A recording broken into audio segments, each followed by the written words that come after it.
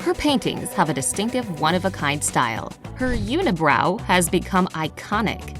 If you've seen her once, you'll never confuse her with anyone else. Frida Kahlo was an extremely strong woman whose brilliant works of art were inspired by her own lifelong challenges and suffering. It seems like there was a veil of mystery around Frida ever since she was born. Even though her birth year was 1907, she changed it to 1910. And she didn't do it to be 3 years younger, but to have a connection to the Mexican Revolution that started in 1910 and lasted up until 1920. That national revolution, also known as the Mexican Civil War, has greatly affected the government and culture of Frida's beloved country, and has brought important reforms. Her mother, Matilde Calderon, came from Oaxaca, Mexico, and her father, Wilhelm Guillermo Kahlo, was of Hungarian-German descent. Frida had 3 sisters. As a girl, she never had good health. At the age of 6, she was diagnosed with poliomyelitis. As a result of this infectious disease, Frida walked with a limp her entire life, and her legs were disproportionate. The right one was a little thinner than the left one. She tried to hide this defect by wearing long skirts, but it didn't save her from the mockery of her peers. Despite this, her solid character pushed her to be a good student and a creative personality. It may have been the health problems that inspired Frida to become a doctor. She entered the best high school in Mexico called La Preparatoria in Mexico City. There were just 35 girls and 1,965 boys at the school.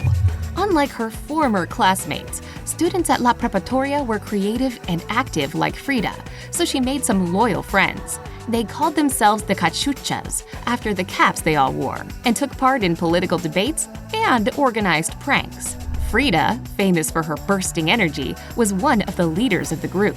At the age of 18, the future artist got into a terrible accident. She was traveling by bus and a streetcar crashed into it. She broke her collarbone, 2 ribs, and her leg, crushed her foot, and her shoulder was dislocated.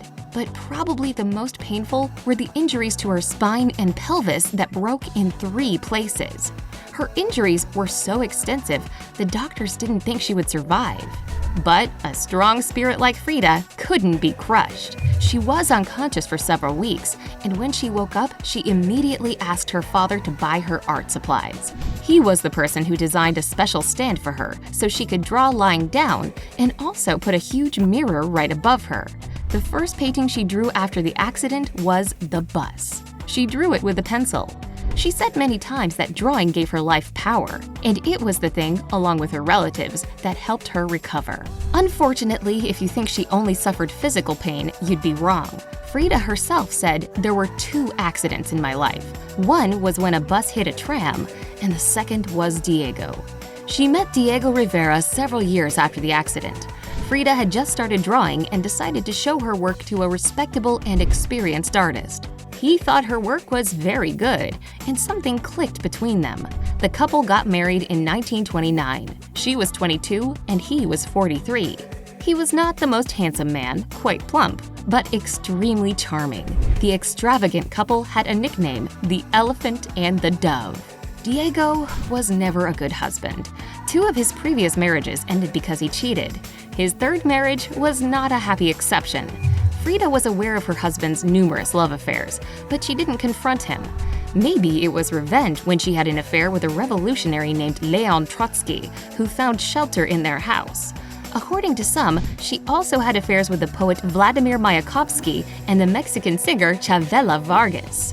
Frida became pregnant several times, but all of her pregnancies ended with miscarriages because of that same unfortunate accident. Even after doctors recommended bed rest, Frida still couldn't give birth to a healthy child, and she sunk into depression. She expressed all of her emotions on her canvases. Her brightest work reflecting this incredibly painful topic was Henry Ford Hospital, which she created after her miscarriage in Detroit in 1932. Diego tried to cheer up his wife by bringing her tin panels and painting materials. Frida painted herself in a twisted body position to express the pain she was going through. The red ribbons stand for umbilical cords. There is a male fetus floating above her and a snail to show how slow the operation was. The pink orthopedic cast of the pelvic zone and a pelvic bone are reminders of the bus accident that caused Frida to paint throughout her life. The orchid under the bed is shaped like a uterus and was a gift from Diego. In 1939, after a painful divorce with her husband, Frida Kahlo created her iconic self-portrait, The Two Fridas. It shows the two different sides of her character, connected by a vein and holding hands. The Frida on the left is heartbroken and has scissors in her hand ready to cut the vein. The other Frida has a full heart and is holding a portrait of her beloved Diego. 1 year later, she painted another iconic self-portrait with thorn necklace and hummingbird. Despite the necklace causing her to bleed, Frida is wearing it with dignity. The artist created a total of 55 self-portraits. Most of them were of herself surrounded by animals. She loved animals and had dogs, monkeys, parrots, and pigeons as pets. Frida valued her self-portraits a lot because many of them were an expression of her difficult life. In 1940, Frida had very serious health problems and was admitted to a hospital. Diego came to her right away and proposed to her again, and she accepted his proposal. With every year passing, Frida's condition only got worse. She had several serious surgeries, but her condition didn't improve. In 1953, her leg had to be amputated because of gangrene. The same year, she had a personal exhibition in Mexico, which she attended on her bed. She felt that she would die soon, so she wrote in her diary, "I hope the exit is joyful, and I hope never to return." Frida Kahlo finished her last work 8 days before her death. It was very inspiring and bright, seemingly simple in composition, but complex when it comes to emotions. It was originally called Watermelons, but became well known by the quote carved on one of the watermelons, "Viva la vida," that translates as "Long live life." The artist died of pneumonia in 1945 at the same house she was born in. In 1955, the house where Frida lived was turned into a museum, and her fans from around the world still visit it. In her lifetime full of pain and struggle, the Mexican artist completed more than 150 paintings. Her art has inspired other forms of creativity.